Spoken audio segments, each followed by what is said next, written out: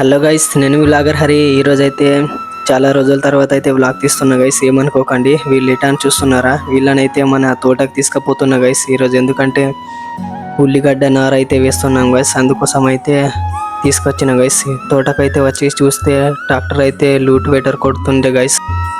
Loot వెటర్ కొట్టేంత వరకు అయితే మా వాళ్ళు ఇక ఉల్లిగడ్డ నార అయితే తీస్తున్నారు గైస్. నేను కూడా కాసేపు తీసిన.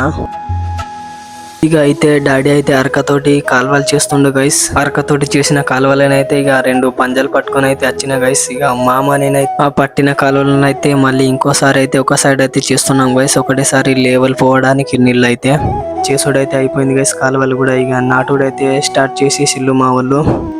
ఈ దొయ్య అయితే సాయంత్రం వరకు అయితే మొత్తం కంప్లీట్ చేయాలి గైస్. ఈ పొరగాలు అయితే చూడాలి గైస్, చేపని పట్టి అయితే ఆడుకుంటారు. ఇక మధ్యాహ్నం అయితే అయింది గైస్. ఇక అందరం కలిసి ఇక అన్నం తిన్నాం గైస్ మధ్యాహ్నం. ఇక అన్నం అయితే తిని మళ్ళీ స్టార్ట్ చేసేసిల్లు గైస్. నాటుడు అయితే సాయంత్రం వరకు అయితే నాటిల్లు గైస్, చూసుకోవచ్చు.